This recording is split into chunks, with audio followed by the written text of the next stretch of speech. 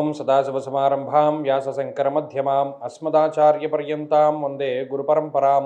జ్యోతిష్ శాస్త్రాన్ని భావితరాల వారికి ప్రసాదించిన ఋషుల యొక్క పాదపద్మాలకి నమస్కారం చేసుకుంటూ, అలాగే నాకు ఈ జ్యోతిష విద్యను నేర్పిన గురువర్యులు జ్యోతిష బ్రహ్మ కీర్తిశేషులు శ్రీ ఈరంకి సూర్యనారాయణమూర్తి గారు, సూర్యశ్రీ దైవజ్ఞ గారి యొక్క పాదపద్మాలకి నమస్కారం చేసుకుంటూ, ఓం శ్రీ మహాగణాధిపతి నమః, శ్రీ గురుభ్యో నమః, హరి ఓం.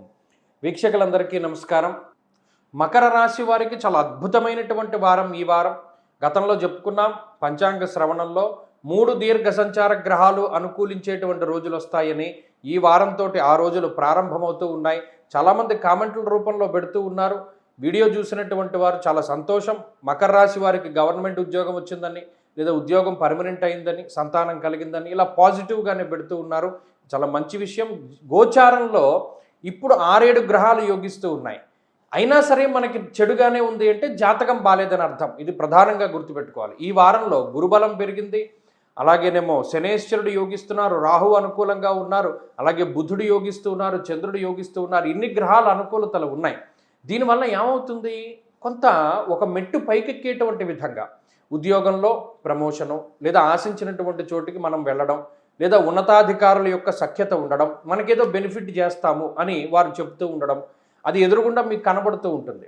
అలాగే వివాహాది శుభకార్యక్రమాలు, సంతానానికి సంబంధించిన విషయాలు, కుటుంబ సంబంధమైనటువంటి వ్యవహారాలు, కోర్టు కేసులు, ఇవన్నీ కూడా మనకి చెడుని కలిగించేటువంటి లేదా మీకు బాధని కలిగించేటువంటివన్నీ కూడా తగ్గుతూ ఉంటాయి.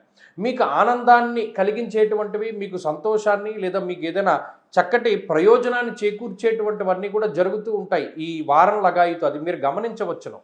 ఉద్యోగం లభించడం, లేదా ఏదైనా ఇంటర్వ్యూలో క్వాలిఫై అవుతూ ఉండడం, లేదా పోటీ పరీక్షల్లో మంచి విజయాన్ని సాధించడం, లేదా లాంగ్ టర్మ్ కోచింగ్లు చేస్తూ పరీక్షలు రాసేటువంటి వాళ్ళు ఉత్తీర్ణులు అవుతూ ఉండడం, అనుకున్నటువంటి ప్రాంతాల్లో సీట్లు లభిస్తూ ఉండడం, ఇలా మొదలుకొని చిన్న చిన్న విషయాల దగ్గర నుండి పెద్ద పెద్ద విషయాల వరకు అన్నీ సానుకూలంగా జరుగుతూ ఉంటాయి. స్ట్రక్ అయిపోయినటువంటి డబ్బు, లేదా ఆగిపోయింది అనుకున్నటువంటి బిజినెస్ డీల్స్ అన్నీ కూడా జరుగుతూ ఉండడం, ఇత్యాది విషయాలన్నీ కూడా ఈ వారంలో ఉన్నాయి. ఉద్యోగ వ్యాపారాల పరంగా, ఆర్థికంగా, ఆరోగ్యపరంగా, సామాజికంగా, సాంఘికంగా, అధికార పరంగా, అన్నిటి పరంగా మకర రాశి వారికి ఇది ఉచ్చస్థితి. దీన్ని అనుభవించండి. మరిన్ని శుభ ఫలితాల కోసమై ఈ వారంలో ఎక్కువగా అమ్మవారి యొక్క ఆరాధన చేస్తూ ఉండండి. ముఖ్యంగా లక్ష్మీదేవి యొక్క ఆరాధన, లక్ష్మీదేవి యొక్క 108 నామాలని కూడా, అష్టోత్తరాన్ని కూడా చదువుకుంటూ ఉండండి. మరిన్ని శుభ ఫలితాలు వస్తాయి.